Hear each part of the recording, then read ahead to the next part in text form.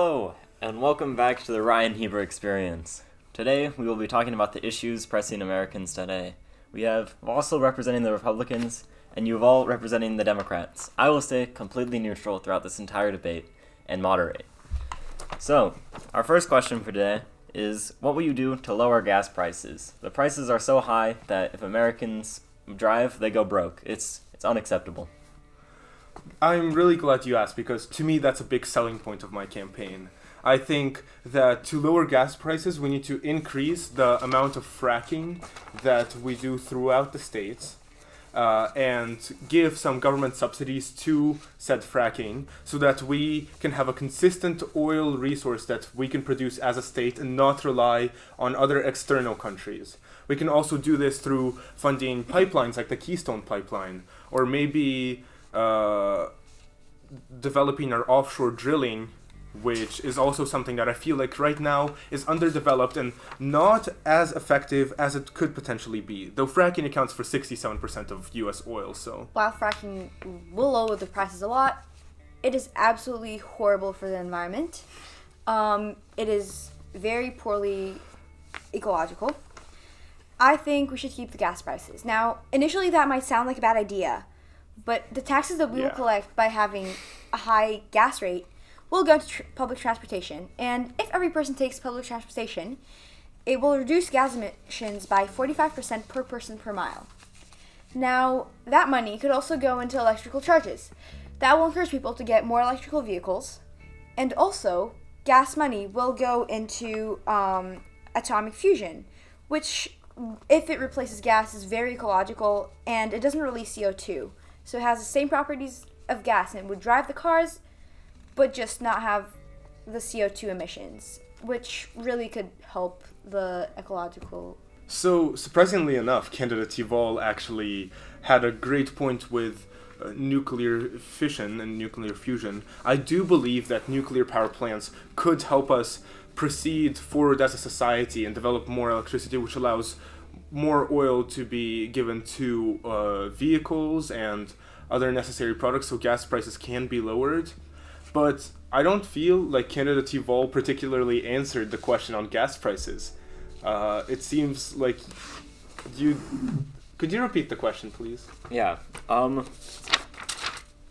will you do to lower gas prices?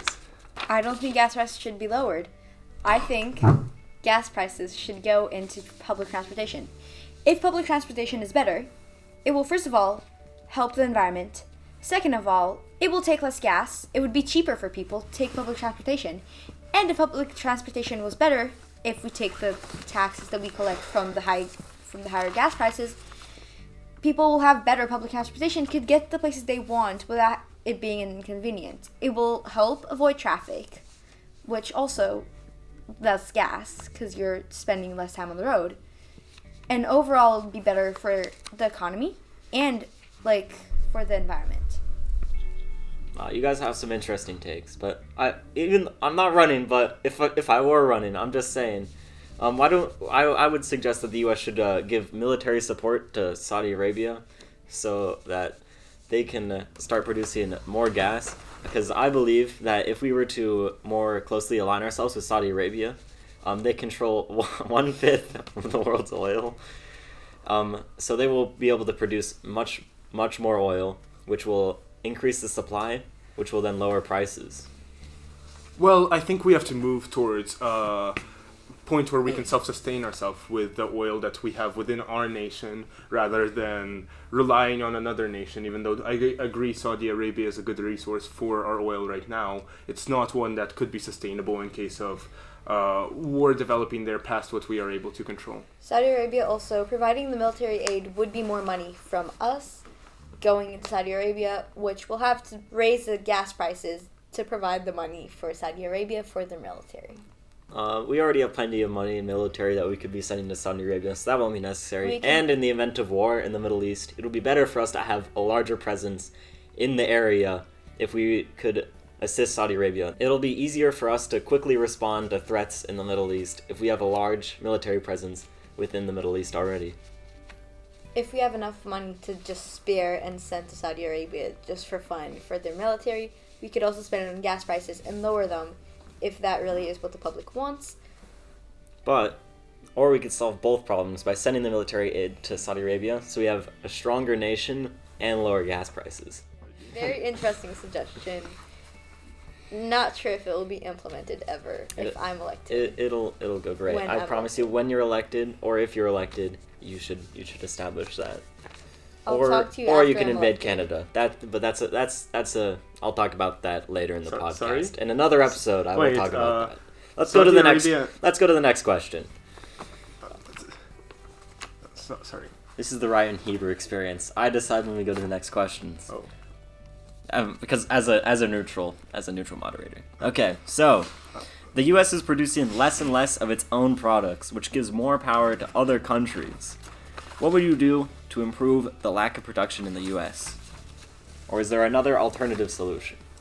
For trading, I will raise the tariffs. Or keep the tariff. Actually, no. Raise the tariffs for every country that is farther away. That will help reduce ecological damage because transportation.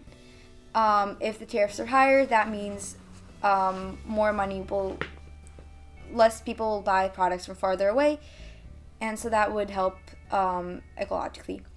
Now, also, all that money that is coming from the tariffs from other countries will go into investing into personal businesses, smaller businesses, and more local businesses in the U.S. so that the goods could be produced at a cheaper price here than what they would be in China, for example, which is mass production at a very cheap price. So if we get all the money from tariffs and put it into making everything here in the U.S., it would help the U.S. economy, and it will help the U.S. workers, the working class, to get more jobs and more opportunities. Well, I think candidate Yvol is actually pretty much on point with the use of tariffs in our trade system. Tariffs help us stay competitive in a global market where we're always falling behind compared to China, which could mass produce products and basically flood our economy with them. And so that gives us great leverage and great ways to keep up with everyone else. But I think I diverge with candidate Yvol on where this money should go to. To me, if we wanted to really help small businesses, individual business owners, and large businesses alike, we could put this money into the federal government to be able to fund it and then reduce the burdens on all taxpayers across the whole bracket. Okay, so as the moderator, I think I'm gonna have to fact check something here. Your solutions simply suck.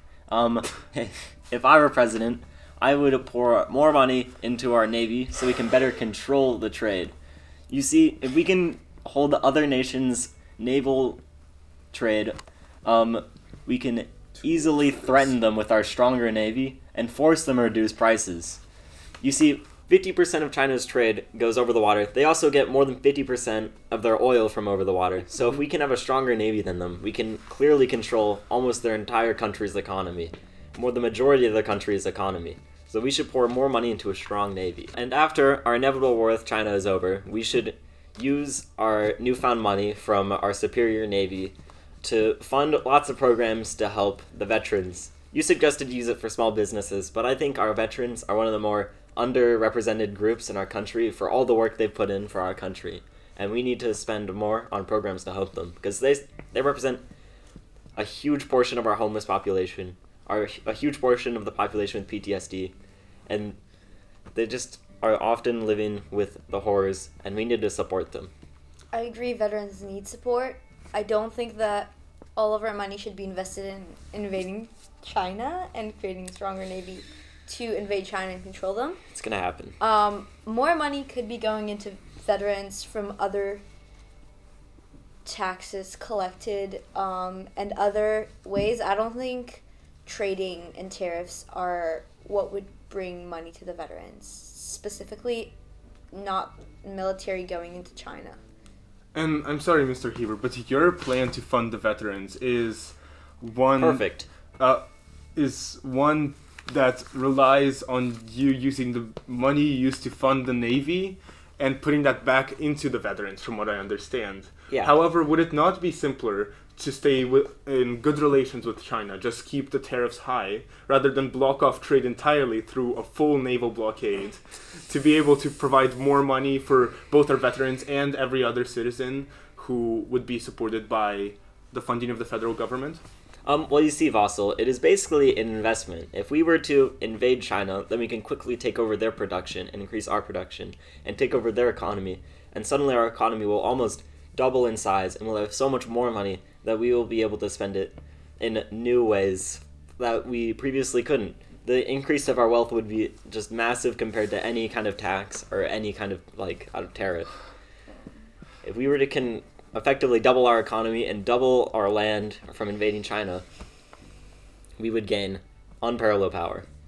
But would this also apply to other countries? What is your plan with countries like Russia and Italy, from which we get so many raw resources and so many natural imports? And same with China. These are materials we don't have access to ourselves, but you expect us to just keep going without them? Or are you still planning to have trade through the naval blockade, where you're putting military pressure and military force on a major country like that? Well, as I mentioned, it's pretty much an investment, because once we gain a stronger military and more money and more land, we will gain the resources we need. And then, if they choose not to trade with us, the dominant superpower, which would basically just be like destroying their own country not to trade with us at this point, we can go and invade them. More land, meaning you're going to take over, what? China, Canada, Russia, all of them? We start with China, and then Canada, and then Russia. Our next question that we have to talk about is this one's been frustrating me because it is out of control in the United States. What would you do to reduce gun violence in the United States? Can we prevent the increasing amount of crimes committed? Well, I think we can, Mr. Heber, and I think it's actually a pretty easy solution. And contrary to what some would have you believe here, I think the solution doesn't stand with any sort of restrictions upon the access that an individual should get to firearms.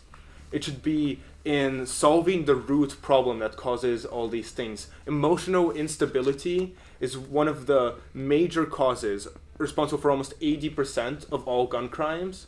So being able to create support programs and fund educational programs and mental health resources for people would allow them to use guns responsibly. We could also increase incarceration times and other stricter laws for those who have committed a crime. But at no point should we take away the Second Amendment from law-abiding citizens. They deserve their gun rights to their fullest extent. Before I go on with my points, I just want to ask you, what do they need the guns for? Why would they own guns? Why would anyone feel the need to own a gun? Well, guns are a fundamental part of our freedom. They allow people to defend themselves against any dangers, and they allow people to ultimately be safer in a country which is ours. Could you specify what types of danger? Because when I'm thinking of danger, I'm thinking of someone breaking into my house. Yes. But if I want to keep the gun protected from any children or anything like that, I'd keep it in a safe. If anyone comes in the middle of the night to my house, I'm not going to go to the safe and try to open it. I don't think it's very practical. You would. Would I have time, though, if Yes. they come in with a gun? Because they My can purchase family guns. has been attempted to be robbed, and I actually accessed my gun in my safe, and Wow. I managed to protect my family from the robber. Wow, this sounds like another episode in the future. Okay. I won't be back. I'm sorry. Well, guns, the way I see it, I feel like the safest way to use guns, or the biggest reason to own guns that actually could be practical, is for hunting. But hunting goes down, and mass shooting and suicide with guns goes up. Now, guns aren't really used for protection. As you can see, stats have shown that the highest amount of deaths from guns are, or 43% of gun deaths are coming from murder, and 54% are coming from suicide. That means a lot of guns are just used for bad purposes, such as murder, and suicide and mass shooting, school shooting, anything like that. I think guns should not be a public purchase. I don't think anyone should have the right to own guns unless they have proper documentation. They have to go through a much longer process. You don't just have to be above the age and have an identification. I think anyone with guns should be looked upon and made sure that it is safe and protected, and not many people can own guns, as many as today. How would you respond to this? Because as someone who greatly supports the veterans of our country, they are also often the ones who struggle with gun violence, as they also commit suicide at huge rates. And guns are a huge issue in this. If there were less guns, it is very likely that there would be less suicides among veterans and less crimes. Well, the statistics you're looking at are ones of gun deaths. If I were a law-abiding citizen, usually my gun would lead me to a point where I can protect myself without a necessary death of any sort. Whether that be in self-defense or just a preventative measure. Because if an assailant were to attack me, I would have my gun as a way of showing that I could defend myself, therefore decreasing the risk of any sort of violence at all. And as for veterans and their increasing rates of suicide, I think that it is important to note that that is due to inefficient support of our veterans in the modern day. They have worked so hard for us, and yet they still don't have the support they need once they come back to our country. And so mental health programs would help resolve that, and the veterans who are capable of using guns responsibly, of using them for the purpose of safety, which would be most of our veterans, would be able to have access to those firearms as a way to have freedom, as a way to have defense and protection for their families that they come home to every day. And at the same time, the ones who wouldn't be as responsible would have the support they need to be able to protect themselves from any harmful tendencies. So would you agree with me that we should expand on the psychological checks needed to purchase a gun, and fix the loopholes that would go past these checks? Loopholes, yes. I don't believe guns should be purchased illegally. I feel like they should be coming from a legal source no matter what, but I don't think we need more psychological checks. If a citizen has passed the necessary requirements of the state, I think it is reasonable to allow them to purchase a firearm. Oh, I would justify expansion as more expansive psychological checks as a part of the requirements by the state. I think I agree with you very much. I think there should be more checks, and also documentation. You have to be passed by the state. Maybe you have to go through getting papers and showing that you'd be safe with the gun use, showing that you have maybe potentially good education, be able to protect the gun. I don't think everyone in the public should be able to purchase guns, and I think taxes on guns should be higher and go into veteran support, mental health, veteran centers, educating kids from a young age on safer gun use and the dangers of gun use and usage in our country. So it seems like you both would agree with me that we need on certain points. So, in your guys' party's upcoming campaigns, who are you planning to support you? An interest group that would support me would be the American Democratic Action. They've been supporting the Democratic Party for years. They value the safety of all Americans, just like I do, and they care about gun usage, for example. They want it to be safe and they want it to be protected for everyone. States that would support me would be Washington, California, Oregon, New York, and Massachusetts. They have been supporting Democrat ideology, and they hold similar beliefs to what I do and what my party does and will implement in the future to America if I get elected. So a lot of your reliance seems to be on the fact that these states and these organizations will continue supporting the Democratic Party as they have before. On my end, I think organizations will support me because of my principles and my values, such as the Heritage Foundation, which they believe in full energy independence, a big thing I think fracking would lead us to eventually, as well as nuclear power plants, offshore drilling, and pipelines. And they would also support me in the policies of being able to have limited government intervention when it comes to the term of gun control.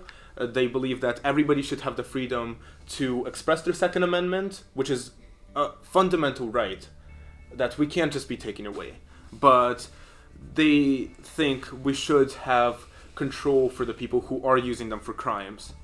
They also do believe that trade should be blocked from some sources, but overall they support tariffs and they support free trade, and they believe that this will help us stay competitive. And we are currently working together as a campaign, and our interests are very much aligned. As for states, I'm sure Pennsylvania will support me. They have a big fracking industry right now that's a big part of their economy, and as long as we work together to increase that, I think that would be mutually beneficial. Tennessee supports the Second Amendment right, and they support my values on gun ownership, so I see them being supportive of my campaign. We have Montana, who would want to see more energy development in the future with power plants, and so I will be collaborating with states like that to be able to establish those nuclear power plants to progress our country forward.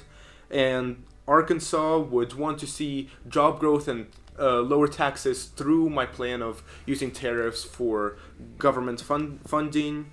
Mississippi values a lot of the same traditional family and religious principles as I do, which I believe are fundamental for every American to value. And Texas would support my oil and gas production, my pro-business policies, and the minimal government regulation on guns, as they have been in the past and they will be in the future. Now, hypothetical scenario. If I were running for president, of course, completely hypothetical, but I would imagine states like Texas, Alaska, Virginia would probably support me due to their high military presence and veterans in their states. Mm-hmm. Along with such interest groups as the American Security Council Foundation. But I'm sorry, can we go back to Texas for a second? Texas has been a keystone of Republican support for practically as long as the Republican Party has been prevalent in our system, and they have supported us on a variety of policies, not just your military policies. And it doesn't seem like you have any others. What are your ideologies, Mr. Heber, if you were to run for a campaign? Who do you align yourself with? Well, I would like to go back to something you actually said earlier that was highly inconsistent with something you had said earlier. Earlier, Yuval had mentioned how she's counting on support from states like Washington due to their history in voting Democrat. But you just cited Texas would vote for you due to their history of voting Republican, which is a very inconsistent statement. I think I could also count on support from such groups as like the Wounded Warrior Project, and numerous other ones like that also support veterans, which I think will result in many states full of veterans that even if they have historically voted Republican, voting in my direction. And what is your direction? What is your ideology, Mr. Heber? Because you have given us a lot of contradictory statements with no physical manifestation except invading countries and supporting veterans. Well, my ideology is the most important things to me is safety through strength. That's why I've justified so many times for invasion and strong military. Strength in military can help us provide the United States with economic security and just literal security. If we can control the trade, as before mentioned, through our military, that'll keep many American prices consistent, jobs consistent, and will allow us to thrive and support. Although I think that supporting our veterans is among some of the most important things. I will justify, of course, supporting all Americans and everything by providing them with strength and security. And you think you would gain support from organizations or states? Yes. For your campaign? Of course. As I mentioned before, any state with high veteran populations and high military presence, I think, should vote for me because I will help their organizations through my policies very much. Hypothetically. Of course, I'm not running. That's good to hear. Well, let's go to our final question that we have prepared for today. What audiences are you guys planning to campaign towards? I'm planning to campaign towards the younger population from 18 to around like 50s, early 50s, and black and white atheists. Now, I fight for stopping racism. I fight for human rights. I fight for everyone being able to be what they are and be what they want. And I feel like the younger population today is ready for the change that I want to implement, is ready for being able to accept everyone and for who they are and for what they are. They would want my help in creating smaller businesses. They progress into having a greener world, and I think the younger population from all races honestly would be able to support me for being candidate and president. Well, my current outreach has been to the people I know value the same issues as me. Rural voters believe in our energy independence, they believe in the Second Amendment, they believe in agricultural support, all of which are big talking points for my campaign. And gun owners would support my Second Amendment beliefs, and they would help me oppose the strict gun control that the Democrats would instate, and rather be able to attain our basic rights as a people. And I also see a lot of outreach from my campaign to religious conservatives, so many pro-family policies, many traditional values are expressed through my campaign, and I have gotten heavy support from a lot of religious organizations who have been helpful time and time again, like the Christian Association for America. Again, hypothetical scenario. I would just like to point out that if you were to run, either of you, with a campaign a little bit more like mine, I think you should... Do you have a campaign, Mr. Heber? Okay. I'm glad you asked this question, because I would now officially like to announce to my viewers out there, I am starting a third party. It is called the Ryan Heber Experience Party. I will be running on Snapchat, TikTok, and Instagram Reels. Only the Reels, you won't find anything. All our content will be in 7 seconds or less.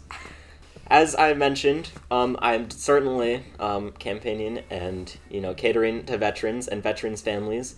But there are many other groups that are facing similar problems to veterans that I will also help, such as the homeless, those struggling with drug addiction, those struggling with depression and other mental illnesses, that I think will find my campaign very helpful towards them and bringing attention to many of the problems they face.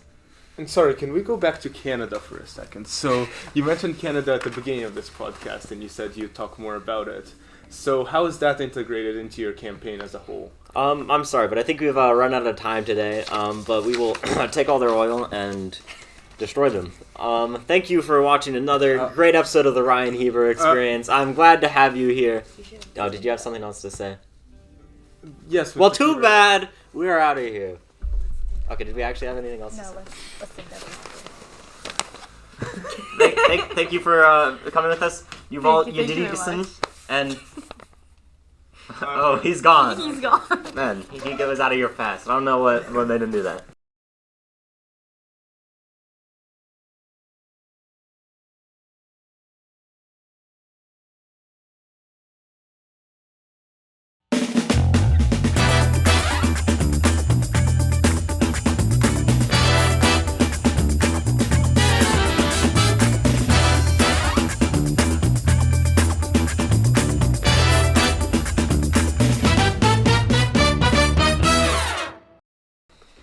Hello! I didn't see you there. Welcome back to another episode of the Ryan Heber Experience. Today we'll be talking about, if you watched our last video, you would have seen those two disastrous people that we were with. You will now, in this episode, we will talk about why they were wrong in every single point, because of course I was completely neutral before and could not have said anything. And we'll also talk about the large amount of Indian immigrants into our country and how to deal with this. Goodbye.